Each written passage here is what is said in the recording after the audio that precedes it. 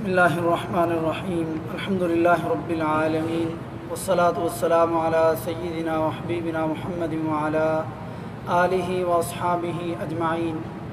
تمام قسم کی تعریفیں اس اللہ وحدہ لا شریک لہ کی ذات کے لیے خاص ہیں جو تمام جہانوں کا پالنے والا ہے۔ بے شمار لاتعداد انگنت درود و سلام پیارے نبی حضرت محمد الرسول اللہ صلی اللہ علیہ وآلہ وسلم کی ذات مبارکہ پر ہوں۔ پچھلے ہفتے ہم نے اذان کے مسائل کے بارے میں سلسلہ شروع کیا تھا اور اس کی پہلی قسط ہم نے مکمل کی۔ آج اسی بات کو آگے بڑھاتے ہوئے دوسری قسط انشاءاللہ یعنی جو باقی مسائل ہیں اس پر انشاءاللہ بات کریں گے۔ آج کی نشست کا جو پہلا مسئلہ ہے کہ اگر بندہ فرض نماز سے لیٹ ہو گیا ہے اور وہ مسجد میں داخل ہوا اور مسجد بند ہو گئی یعنی جماعت ختم ہو گئی تو اس بندے کو تکبیر کہہ کر کے جماعت کروانی چاہیے، چاہے وہ اکیلا بندہ ہے۔ تکبیر کہے اور جماعت کروائے۔ اگر اونچی آواز والی نماز ہے جیسے مغرب عشاء اور صبح، اس کو کچھ بلند آواز سے یعنی قرات کرے جیسے امام قرات کرتا ہے اور آگے سترا رکھے۔ سترا مطلب یعنی آپ اپنی سجدے والی جگہ کے آگے کوئی چیز رکھیں تاکہ باہر سے آنے والا جو بندہ ہے اس کو پتہ چلے کہ یہ جماعت کی طرح تکبیر کہہ کر کے اس نے نماز شروع کی، اور وہ آپ کے کاندھے پر ہاتھ لگا دے جس سے آپ کو اندازہ ہو کہ میرے پیچھے کوئی بندہ آ گیا، وہ آپ کے برابر آگے کھڑا ہوگا۔ اور اگر دو لوگ ہیں تو آپ کو ہاتھ لگا کر کے پیچھے کھڑے ہو جائیں گے۔ اگر وہ ایک کھڑا ہو گیا اور دوسرا بندہ جو آیا ہے یعنی جو تیسرا آیا ہے وہ تیسرا بندہ آ کر کے جو دوسرا بندہ ہے جو امام کے دائیں طرف کھڑا ہوا ہے امام کے برابر، اس کے کندھے پر ہاتھ لگائے گا تو وہ بندہ پیچھے آ جائے گا، پچھلی صف میں وہ دونوں مل کے کھڑے ہوں گے۔ اگر پیچھے جگہ نہیں ہے آگے جگہ ہے، مثلا نماز اس نے ایسی جگہ پر شروع کی پیچھے صف نہیں بن سکتی، تو پھر بندہ امام کو ہاتھ لگائے، تھوڑا سا آگے کی طرف اس کو کندھے سے دبائے تاکہ اس کو پتہ چلے کہ میں نے آگے ہونا ہے، اور اس کا سترا پکڑ کے اگلی صف میں رکھ دے اور امام اس کے پیچھے ایک قدم چل کر کے دو قدم اگلی صف میں پہنچ جائے اور پیچھے وہ لوگ صف بنا کے نماز پڑھے۔ دوسرا مسئلہ ہے کہ ایک بندہ مسجد میں آیا ہے، اذان نماز ختم ہوگی لیکن مسجد ایسی ہے، بعض ایسی مساجد ہیں کہ وہ فوراً بند کر دیتے ہیں جیسے شہروں وغیرہ میں۔ اب مسجد میں داخل ہونے لگا کہ وہ مسجد کا جو متولی ہے وہ مسجد بند کر رہا ہے، اس نے کرنی ہے، اس کی ڈیوٹی ہے، وہ بند مسجد ہو گئی، آپ کے پاس کوئی اور دوسرا راستہ نہیں، تو اگر تو مسجد کے باہر سین میں جگہ ہے پھر وہاں پڑھ لیں۔ اگر وہ بالکل مسجد بند ہو گئی تو آپ پھر اپنے گھر جا کر کے نماز ادا کریں گے، اور ادھر بھی آپ اذان کہیں اور تکبیر کہیں اور تکبیر کہہ کر کے جماعت کی طرح آپ اکیلے بندے ہی نماز کروائیں۔ تیسری بات اذان کے متعلق یہ ہے کہ اذان جو ہے یہ عربی الفاظ کے اندر ہی کہی جائے کہ کسی اور زبان کے اندر اس کا ترجمہ لوگوں کے اندر پڑھ کر کے نہیں سنایا جا سکتا۔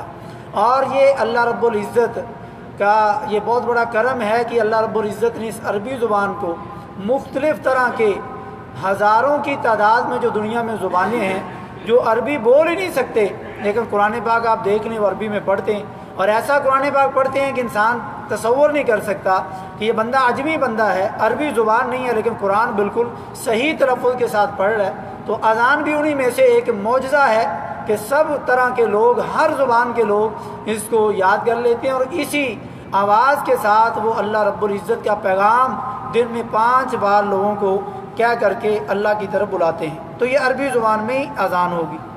اذان کے جملوں میں اضافہ جو ہے نا وہ نہیں کیا جا سکتا، نہ کمی کی جا سکتی، جیسا کہ پچھلے ہفتے ہم نے اس پر وضاحت کی تھی۔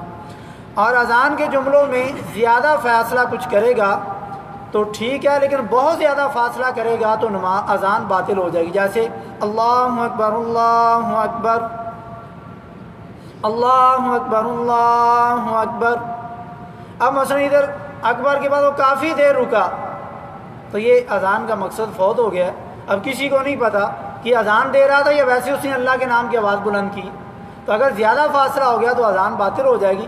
یعنی مختصر سا فاصلہ ہو اور جس کے درمیان رکے اور ایک تسلسل کے ساتھ یہ اذان دے۔ یہ اذان کی شروط میں آخر میں آئے گا اگلے ہفتے انشاءاللہ۔ تو تکبیر جو ہے وہ جلدی جلدی کہنا ہے، اذان جو ہے وہ تھوڑا سا رک رک کر کے ٹھہر ٹھہر کے، تھوڑا سا فاصلہ ہو اذان میں اور کچھ ٹھہرے، یہ سنت ہے، اور تکبیر جلدی جلدی کہے۔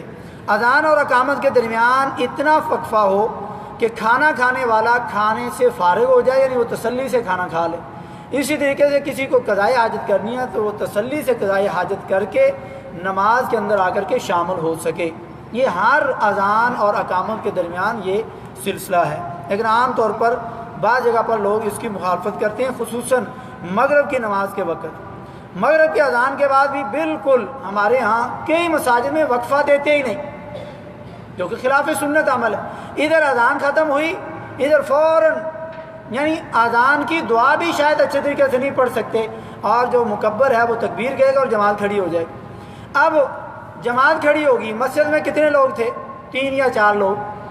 کوئی آ کر کے جو گھر سے وضو کر کے چلے تھے یا راستے میں تھے وہ آ کے ملیں گے، بڑی مشکل سے پوری کی پوری مغرب کی نماز ختم ہو گئی، بڑی مشکل سے ایک یا آدھی صف والوں نے وہ نماز جماعت کے ساتھ پڑھی، باقی پوری کی پوری مسجد اٹھ کر کے اپنی نماز کو پورا کر دی۔ یہاں پر ایک تصور اپنے ذہن میں رکھیں کہ اذان کا مقصد کیا تھا؟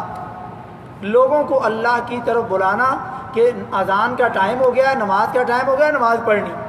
اب جو بندہ پہلے سے مسجد میں آ چکا ہے وہ اس نے تو مغرب کی نماز پڑھ لی جماعت سے، اور ایک بندہ اذان سن کر کے کاروبار دکان چھوڑ کر کے چل رہا ہے، اس نے واش روم بھی جانا ہوگا، اس نے وضو بھی کرنا ہے، جب وہ واش روم سے فارغ ہو کر کے وضو کر کے مسجد پہنچے گا مغرب کے وقت، جماعت ختم ہوگی۔ تو یہ اذان باہر کے لوگوں کے لیے دی تھی یا مسجد کے اندر جو 2-4 بوڑھے بابے لوگ موجود تھے ان کے لیے دی تھی؟ یہ علاقے کے لوگوں کے لیے تھی، محلے والوں کے لیے تھی، تاکہ وہ لوگ اذان سن کر کے آ کر کے مسجد میں جماعت کے ساتھ نماز پڑھیں۔ لیکن افسوس کہ ان کو نماز جماعت کے ساتھ نہیں مل سکی۔ اور یہ کیا ہے؟ یہ نبی صلی اللہ علیہ وآلہ وسلم کے ان فرامین کی مخالفت ہے جو ہمارے ہاں کی جاتی ہے، اور فوراً اذان کے بعد جماعت کھڑی کر دی جاتی ہے، جبکہ آپ نے فرمایا بین کل اذانانی صلاۃ، کہ ہر اذان اور ہر اقامت کے درمیان میں کوئی نہ کوئی نماز ہے۔ کہیں پر آپ نے نماز پڑھی اور کہیں پر حکم دیا۔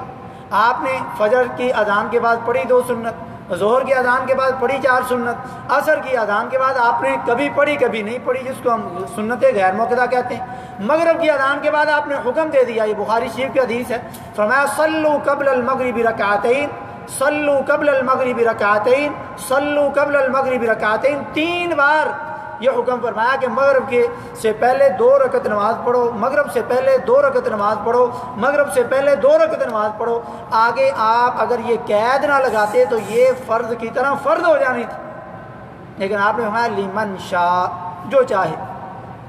صحابہ کرام نے سمجھا اس سے کہ اللہ کے نبی صلی اللہ علیہ وسلم نے کبھی بھی کسی عمل کو اتنی بار نہیں دہرایا، 1 بار کہتے ہیں، لیکن یہ 3 بار کہا، اس کا مطلب یہ بڑی اہمیت کی حامل ہے۔ اور آپ نے آگے لیمان شاہ اس لیے کہا کہ لوگ اس کو واجب نہ سمجھ لیں، لیکن یہ بندے کو پڑھنی چاہیے، لیکن اس کا ٹائم نہیں دیا جاتا تو پڑھے گا کب؟ کون پڑھے گا؟ بلکہ کہتے ہیں اذان کے بعد کوئی نماز ہے ہی نہیں مغرب کے ٹائم، اس حدیث کا سرے سے انکار ہی کر دیتے ہیں۔ اب اگر اس حدیث پر عمل کریں تو جو لوگ مسجد میں موجود ہیں وہ اذان کے بعد 2 رکعت پڑھیں، نبی کے اس 3 بار دہرائے گئے فرمان پر عمل ہو جائے، اور جو لوگ لیٹ ہیں گھر سے ابھی چلیں اذان کے بعد، وہ لوگ وضو کر کے مسجد میں شامل ہو جائیں، کم از کم 10 منٹ کا وقفہ ہونا چاہیے، کم از کم۔ اور رمضان میں اس کی واقعہ ضرورت پڑتی، رمضان میں اگر آپ اذان کے فوراً بعد جماعت کھڑی کر دیں۔ اب رمضان میں یہ لوگ کیوں ٹائم دیتے ہیں 5 منٹ؟ کیونکہ اب خود کو بھی بھوک لگی ہوئی، اب نبی کا طریقہ سمجھ کر کے ٹائم نہیں دے رہے، اب اپنی بھوک کے لیے ٹائم دے رہے ہیں، کچھ کھا پی لیں۔ اگر یہ عمل اسی طرح جس طرح پورے 11 مہینے کرتے ہیں تو پھر رمضان میں کیوں ٹائم دیتے ہیں؟ پھر بھی رمضان میں اذان ہوئی تو آپ نے کھجور کھا لی تو اب فوراً نماز کھڑی کریں اور جا کے کھانا کھائیں، نہیں فوراً نہیں۔ کم از کم وہ لوگ بھی جو مغرب کی نماز بہت جلدی پڑھنے کا ایک دعویٰ کرتے ہیں اور اس حدیث کو چھوڑ دیتے ہیں، رمضان میں وہ بھی 5 منٹ کا ٹائم دینا شروع ہو جاتے ہیں، اور کچھ لوگ آ کر کے جماعت سے مل جاتے ہیں۔ تو یہ افراط و تفریط نہیں ہونا چاہیے، مسئلے کو سمجھنا چاہیے کہ ایک تو اللہ کے نبی صلی اللہ علیہ وسلم کا فرمان کہ ہر اذان ہر اقامت کے درمیان نماز ہے، اور ادھر بھی نماز ہے۔ پھر آپ نے اس 2 رکعتوں کی اہمیت بتلا دی۔ صحابہ کرام پر اتنی باقاعدگی سے پڑھتے تھے کہ اگر کوئی بندہ اذان کے بعد لیٹ ہو جاتا تو جب وہ مسجد میں آتا تو یوں محسوس ہوتا کہ گویا فرض نماز کے بعد کی یہ سنتے لوگ اتنی باقاعدگی سے پڑھ لیں، تو پھر بعد میں پتہ چلتا نہیں یہ مغرب سے پہلے کی 2 رکعتیں ہیں جس کو یہ لوگ پڑھ لیں۔ تو اس لیے اس چیز کا اہتمام کرنا چاہیے، اس میں یہ سستی صحیح نہیں۔ تو یہ اللہ کے نبی صلی اللہ علیہ وسلم کا عمل ہے، آپ نے اس پر حکم دیا تو لوگوں کو اس بات کو سمجھنا چاہیے۔ اگلا مسئلہ یہ ہے کہ ہمارے ہاں لوگ کہتے ہیں کہ نبینہ بندہ اذان نہیں دے سکتا کیونکہ اس کو پتہ نہیں ٹائم کا، اس نے پتہ نہیں وضو صحیح کیا ہے کہ نہیں، پتہ نہیں اس کی ایڑی خشک رہ گئی ہو، اس کے اندر کئی چیزیں۔ جبکہ اللہ کے نبی صلی اللہ علیہ وسلم کا مؤذن جہاں بلال رضی اللہ تعالیٰ عنہ تھے، وہاں پر حضرت ابن ام مکتوم رضی اللہ تعالیٰ عنہ نبی نے صحابی تھی. اور یہ تہجد کی اذان کا یہ اگلے ہفتے انشاءاللہ بات آئے گی. جو لوگ تہجد کی اذان کا انکار کرتے ہیں سرے سے کہ تہجد کی اذان ہے ہی نہیں، جبکہ پیارے نبی صلی اللہ علیہ وسلم نے ارشاد فرمایا کہ جب بلال اذان دے رات کے وقت تو تم اس سے پریشان نہ ہوا کرو، تم کھاتے پیتے رہو، یہاں تک ابن ام مکتوم اذان دے، جب وہ اذان دے تب سحری کا ٹائم ختم ہوتا ہے، فجر کی اذان کا ٹائم تب ہوتا ہے، پھر اس کے بعد تم کھانا پینا بند کر دو، اس کے بعد نہیں کھا پی سکتے. گویا کہ اللہ کے نبی صلی اللہ علیہ وسلم کا یہ امر، یہ بخاری اور مسلم شریف کے اندر حدیث موجود ہے، اگلے ہفتے انشاءاللہ پڑھ کر کے اس پر بات کریں. تو اس سے ثابت ہوتا ہے کہ نبینا بندہ اگر اللہ کے نبی صلی اللہ علیہ وسلم کی زندگی میں اذان دے سکتا ہے جب کوئی گھڑی نہیں ہے، جب کوئی ایسی چیزیں نہیں، لیکن آج کے دور میں تو 100 سہولیات موجود ہیں، تو پھر نبینے بندے کو جو خواہش بھی رکھتا ہے، جو اکثر ٹائم مسجد میں گزارتا ہے، تو پھر اس کو اذان سے کیوں دور رکھا جاتا ہے؟ تو یہ بھی ایک تعصب کی وجہ سے اس حدیث کو چھوڑ دیا جاتا ہے. اللہ کے نبی صلی اللہ علیہ وسلم کے عمل کو اور آپ کے اس مؤذن کا طریقہ سمجھتے ہوئے لوگ اگر اس محلے میں علاقے میں کوئی نبینا بندہ مؤذن بننا چاہتا ہے اور یہ فضائل جو آپ نے 2 ہفتے پہلے سنے ان کا اجر لینا چاہتا ہے، تو اس کو یہ مسئلہ بیان کر کے نبینا اذان نہیں دے سکتا، تو یہ اس کو اس عمل سے محروم نہیں کرنا چاہیے. اور اکثر یہ وہی لوگ کہتے ہیں جو یہ دعویٰ کرتے ہیں کہ جی نبی کا طریقہ تمام امت کے دلوں میں آ جائے، زندگیوں میں آ جائے، اس کے لیے آپ محنت کر رہے ہیں، جبکہ نبی کا جو طریقہ ہے جب تک عمل کر کے نہیں دکھائیں گے کیسے زندگی میں آ جائے گا؟ آپ نے ایک نبینے کو محروم ہی کر دیا، نبی کا یہ طریقہ مغرب کی اذان کے بعد چھوڑ ہی دیا، تو یہ لوگوں کی زندگی میں نبی کا طریقہ کیسے آئے گا جب عمل ہی نہیں، جب اس پر لوگوں کو ٹائم ہی نہیں دیا جاتا؟ تو یہ خالی زبان سے دعویٰ کرنے سے یہ عمل نہیں ہوگا، یہ کام لوگوں کی زندگی میں نبی کا طریقہ نہیں آئے گا جب تک اس پر عمل نہ کیا جائے. سفر میں بھی اذان دے، تکبیر کہہ کر کے نماز پڑھے، اور جو بڑا ہو وہ جماعت کروائے. سفر میں ہو، حضر میں ہو، مسافر ہو، اکیلا ہو، جہاں کہیں ہو بندے کو اذان کہنی چاہیے، چاہے وہ اکیلا ہے، چاہے 2 لوگ ہیں، 3 ہیں، یا پوری جماعت ہے، اذان کہیں پھر تکبیر کہیں پھر جماعت کروائیں. اگلا مسئلہ ہے اونچی جگہ پر اذان کھڑا ہو کر کے دینا، یہ مستحب عمل ہے، لیکن اس کی وجہ یہ تھی کہ چھت پر خصوصاً حضرت بلال رضی اللہ تعالیٰ عنہ خانہ کعبہ کی چھت پر کھڑے ہو کر کے اذان دی. اس طرح مدینہ میں یعنی آپ مسجد نبوی کی چھت یا جو قریبی گھر جس کی چھت ہوتی اس پر چڑھ کر کے تاکہ محلے کے لوگوں کو آواز پہنچ جائے، پتہ چل جائے اذان ہو گئی. آج کل یہ ایک بڑی سہولت اللہ رب العزت نے ہمیں عطا فرما دی کہ آج کل سپیکر ہے، آپ اسی مسجد کے اندر ہے تو آپ کی آواز پورے محلے میں 1-2 کلومیٹر تک چلی جاتی ہے. تو ابھی اس پر اگر عمل نہیں ہو پا رہا یا نہیں عمل کیا جا سکتا اونچی جگہ پر کھڑا ہونا، تو یہ کوئی حرج نہیں ہے، انشاءاللہ اذان ٹھیک ہے، یہ مستحب عمل تھا. مقصد تھا آواز پہنچانا، اور آواز سپیکر کے ذریعے لوگوں تک پہنچ رہی. ایک اذان کے ساتھ 2 نمازیں ہو سکتی ہیں؟ جی ہو سکتی ہیں، سفر میں بھی، حضر میں بھی، ضرورت کے تحت. جیسے میدان عرفات میں حاجی لوگ زور کے ٹائم پر ایک اذان ہوتی ہے، تکبیر ہوتی ہے، زور کے 2 فرض پڑھے جاتے ہیں، سلام پھر کر کے پھر تکبیر ہوتی ہے، اذان نہیں دینی پڑتی، پھر عصر کی زور کے ساتھ 2 رکعت دوبارہ تکبیر کہہ کر کے پڑھا دی جاتی. ایسی بارش کا مقام ہو تو اس علاقے میں ایسی صورتحال ہو کہ لوگوں کا مسجد میں آنا مشکل ہو، کچی آبادی ہے، لوگوں کے پھسلن کا مسئلہ ہے، یا بارش اتنی زیادہ ہے، کئی مسائل ہیں، لوگ نہیں آ سکتے، تو پھر وہاں پر یعنی ایک جو لوگ آ چکے ہیں، مغرب ہے تو مغرب کے ساتھ عشاء پڑھ سکتے ہیں. اگر زور ٹائم ہو رہی تھی زور کے ساتھ عصر پڑھ سکتے ہیں، بارش کی اتنی شدت ہے، زور کے ساتھ عصر کو یا زور کو لیٹ کر کے عصر کے ساتھ پڑھی جا سکتی، یا عصر کو جلدی زور کے ساتھ، ایسے مغرب کو عشاء کے ساتھ یا عشاء کو جلدی مغرب کے ساتھ پڑھا جا سکتا ہے. اذان جب بارش ہو رہی ہو، بہت زیادہ لوگ مسجد نہیں آ سکتے، یہ بھی انشاءاللہ اگلے ہفتے اس بارے میں بات ہوگی کہ اذان میں پھر کیا کہا جائے گا. تو یعنی ایک اذان کے ساتھ 2 نمازیں ہو سکتی ہیں ضرورت کے تحت. اذان کے بعد مسجد سے نکلنا منع ہے. جو بندہ اذان کے وقت مسجد کے اندر تھا وہ کسی ضرورت کے تحت اذان کے بعد باہر نکل رہا ہے، فقد عصا ابا القاسم، اس نے ابا القاسم جو نبی صلی اللہ علیہ وسلم کی کنیت ہے، اس نے گویا کہ نبی صلی اللہ علیہ وسلم کے فرمان کی مخالفت کی ہے. سوائے ایک بندہ اتنا مجبور ہے، اس کو بہت ہی ایمرجنسی ہے، مثلا اس کی کوئی مسجد کی ڈیوٹی ہے یا مسجد کے کام یا کوئی اور اپنے ذاتی کام کی وجہ سے ضروری اس کو باہر نکلنا پڑ رہا ہے، تو وہ اس نیت سے باہر نکل سکتا ہے کہ میں نے ابھی واپس آ کر کے جماعت سے نماز پڑھنی. تو یہ بہت ہی مجبوری کی صورت میں اور واپس آنے کی نیت سے باہر نکل سکتا ہے، لیکن عام اذان جب ہو جائے مسجد سے بالکل باہر نکلنے کی اجازت نہیں ہے. اذان ایک ہی بندہ دے سکتا ہے، 2 مل کر کے اچھی آواز اچھی صورت کے تحت نہیں دے سکتے، یعنی آدھی اذان ایک بندہ دے آدھی اذان دوسری دے، ایسی اذان نہیں ہو سکتی، وہ باطل ہو جائے گی.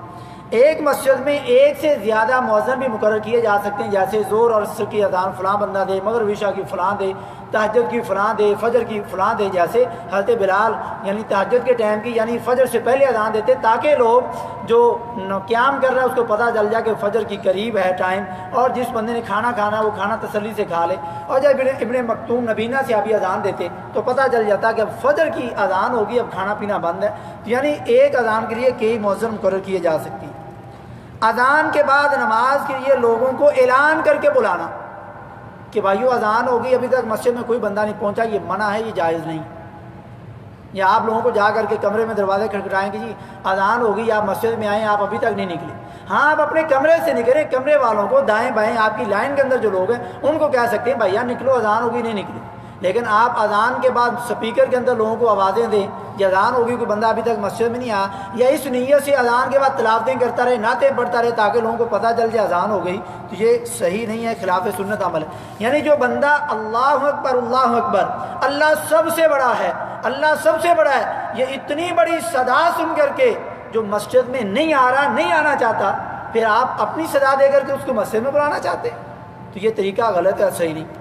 ایک بندے نے فردی غسل کرنا ہے اور کوئی بندہ اذان دینے والا نہیں، تو فردی غسل دینے والے کو بندے کو مسجد میں داخل ہونا صحیح بات نہیں ہے، لیکن مجبوری کے تحت وہ داخل بھی ہو سکتا ہے، اور پھر وہ مجبوری کے تحت اذان بھی دے سکتا ہے، یعنی اذان بغیر پاکی کے بھی یعنی وہ دے سکتا ہے ضرورت کے تحت۔ ایسے ہی بغیر وضو کے بھی اذان دی جا سکتی ہے، مگر وضو میں افضل ہے۔ تو یہ مثلا یہ ضرورت کے تحت یہ چیزیں ہیں۔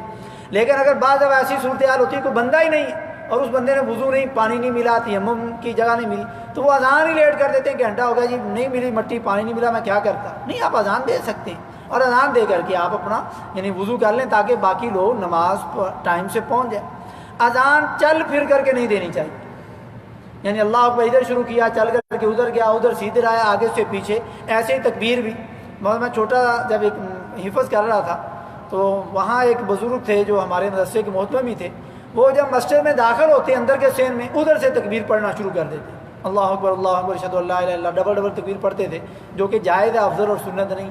تو مصلی تک پہنچنے تک وہ تکبیر پوری ہو جاتی، تو یہ طریقہ صحیح نہیں ہے جو میں نے ابھی پڑھا۔ تو یعنی کھڑے ہو کر کے ایک جگہ پر بندے کو بغیر چل پھر کر کے، یہ عبادت ہے تو عبادت کو اسی طریقے سے کرنا چاہیے جس طریقے سے ثابت ہے۔ اذان کے درمیان ضرورت کے تحت معمولی سی بات ہو سکتی ہے، مثلا اس سے کوئی ضروری بات ہے، مثلا موٹر چل رہی، پانی گر رہا ہے، یا مسجد کا کوئی مسئلہ ہے، لائٹ کا مسئلہ ہے، کوئی ایسی ایمرجنسی ہے، تو آپ مؤذن کو بلا سکتے ہیں کہ بھائی یہ چابی نکال دو جیب سے، یا کوئی چیز ایسی ضرورت کے تحت مؤذن اتنی بات کر سکتا ہے جس کے بغیر وہ کام مشکل ہے۔ اگر انتظار وہ کر لے تو یہ زیادہ بہتر ہے، تو یہ مکروہ ہے، یعنی اس پر کوئی گناہ نہیں۔ اذان کا آخری کلمہ مؤذن کے ساتھ بلند کہنا، مؤذن کہتا ہے لا الہ الا اللہ، تو مسجد میں موجود لوگ بھی اونچی کہتے ہیں لا الہ الا اللہ، یہ غلط طریقہ ہے۔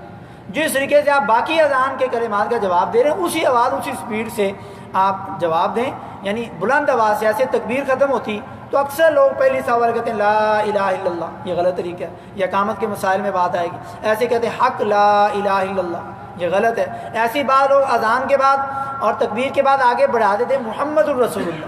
اب محمد الرسول اللہ کتنا پیارا کلمہ ہے، یہ کلمے کا حصہ ہے، لیکن یہاں پر اذان میں یہاں پر حصہ نہیں ہے، اذان لا الہ الا اللہ پر ختم ہو گئی۔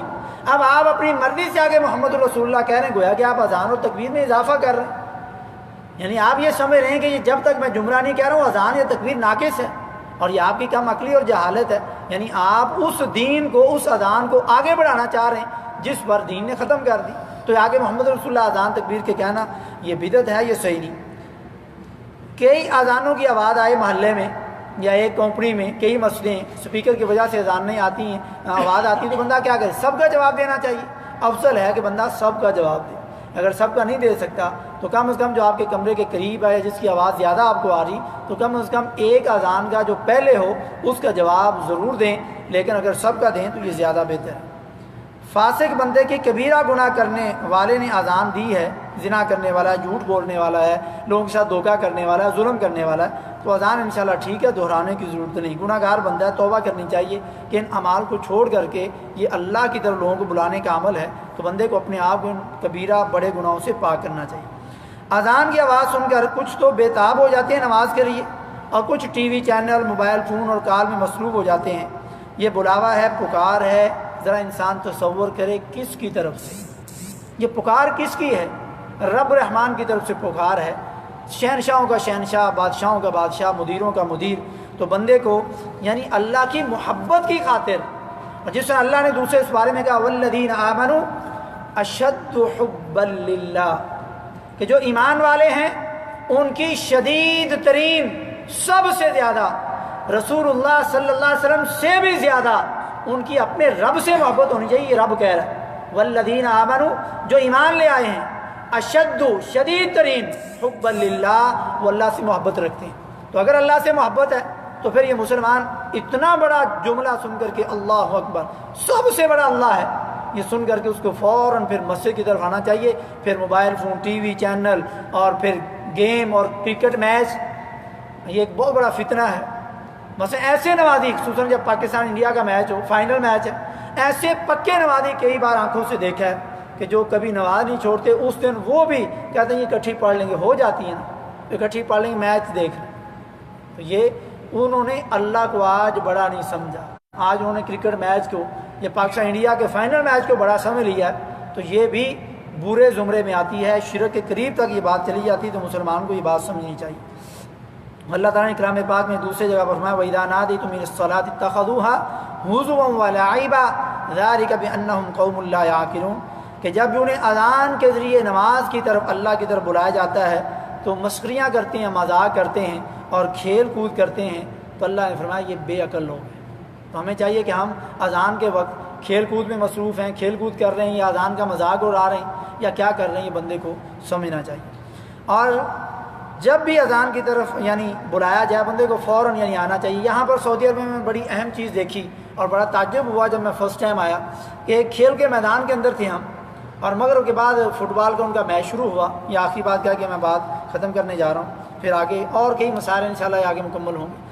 تو میں پریشان تھا، بھی اذان قریب ہے عشاء کی، تو نماز کہاں پڑھیں گے، گراؤنڈ ہے، مسجد دور ہے، بڑے بڑے لوگ ہیں۔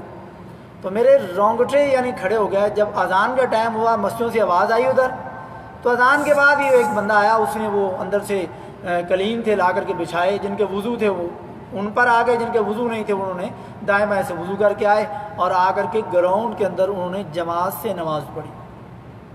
کیا یہ ہمارے ملک میں ملتی ہے چیز؟ بلکہ ہم تو جب کبھی کھیل کود میں جائیں، سیر و تفریح میں نکل جائیں، مری یا کہیں ایسی جگہ ہم فیملی کے ساتھ گھومنے چلے جائیں، ہم تو یوں سمجھتے ہیں اب نمازیں ہیں ہی نہیں، یہ کہاں پڑھیں، ہمارے پاس تو جگہ نہیں۔ اگر آپ کو اپنے رب کے بڑا ہونے کا احساس ہوتا تو آپ جائے نماز ساتھ رکھ لیتے۔ جہاں آپ نے پورا بیگ رکھا ہے، کپڑے رکھے ہیں، صابن رکھا ہے، ہر چیز رکھی ہے، جائے نماز کیوں نہیں رکھی کہ وہاں گراؤنڈ میں یا سیر و تفریح والی جگہ میں مسجد نہیں ہوگی تو میں قبلے کا تعین کر کے وہاں وضو کر کے نماز پڑھوں گا؟ کیوں نہیں ہم کرتے؟ کیونکہ ہمارے دل کے اندر رب کے بڑا ہونے کا تصور نہیں، اس لیے ہر چیز کا ہم بیگ کے اندر اہتمام کرتے ہیں، نہیں کرتے تو اپنی جائے نماز کا نہیں کرتے۔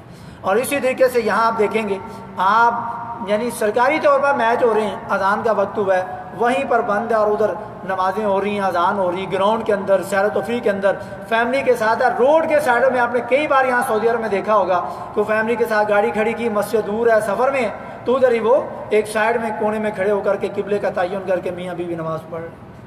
یہ ہمارے اندر کیوں چیز نہیں ہے؟ ہم کیوں نہیں کرنا چاہتے؟ کہ ہم مسلمان نہیں؟ کیا ہمیں اس چیز کا تصور نہیں ہے؟ یہ بندے کو اس چیز کا یعنی پتہ ہونا چاہیے کہ یہ الفاظ بہت بڑے ہیں اور ان کو اچھے طریقے سے وہ ادا کریں۔ اگلے ہفتے انشاءاللہ اذان کیسی کہنی چاہیے، اذان کے کلمات کیا ہیں، ان کا جواب کیسے دینا، ان کے اندر غلطیاں، اس حوالے سے بات ہوگی۔ اللہ تعالیٰ ہمارا بیٹھنا قبول فرمائے۔ وما توفیقی الا باللہ۔